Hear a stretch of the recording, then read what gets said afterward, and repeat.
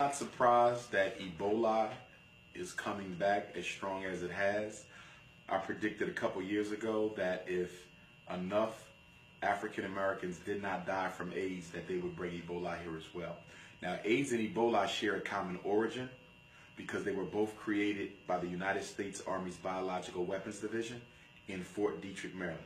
And the documentation is there. There was a Visnu virus that the United States government engineered to be a racially selective biological virus.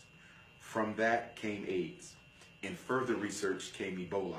In further research came H1N1, swine flu, bird flu. I mean, they're constantly coming up with diseases to target select groups of people. President Jimmy Carter, former President Carter, in 1980 signed an executive order, Global 2000. The purpose of Global 2000 in 1980 was to reduce the population of African people in the world by 50%. From 1980 to 2000, 20 years, black folk were supposed to be half their number. It did not work. It's no coincidence that that was signed in 1980. First official documented cases of AIDS showed up in the 80s as well, because it was all part of the Global 2000 campaign. Ebola was part of Global 2000 as well, but Ebola, being more aggressive than AIDS, was reserved for the African continent. AIDS was for the Western world. AIDS for the blacks in America, Ebola for the blacks in Africa. Okay? So Africa had to deal with AIDS and Ebola, okay, which has had an effect.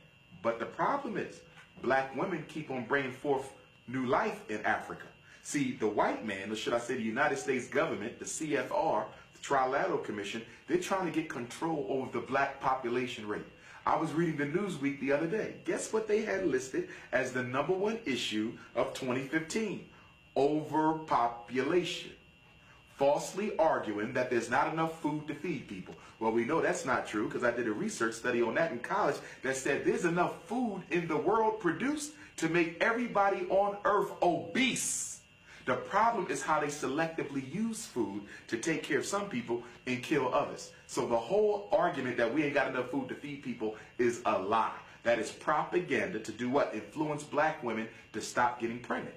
President Obama, what's one of the things he did? When he became president, he reversed a federal ban that prohibited taxpayers' money from going to organizations in Africa that advocated for hysterectomy and abortion.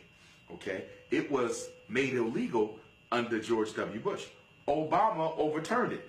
And at present, yes, and he was never held accountable for this. At present, money can go to groups in Africa that advocate for extermination and hysterectomy and abortions for black women in Africa with America's federal tax dollar. Yes, it's all about exterminating black folk. Population control has always been a big issue for Europeans. Okay, how do we reduce the numbers of black folk so they don't ultimately outnumber us and ultimately exterminate us, because black people are the possessors of the dominant gene? Racism. What is the primary reason we have white supremacy in the first place? To keep the black man from cohabitating with the white woman. Because the product of that union is a black child. Everything we touch becomes us. That makes us uniquely powerful, and it makes everyone else uniquely jealous. Anything the African touches produces an African child. So you have to contain us, #1, and then you have to influence us to stop reproducing.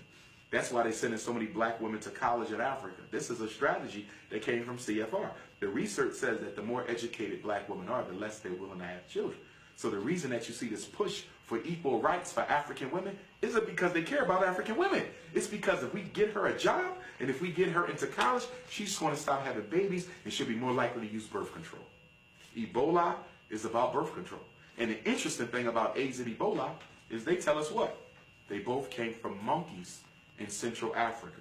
They want black people to actually believe that a monkey gave a black woman AIDS and a monkey gave a black woman Ebola, and that those black women brought that stuff over to America.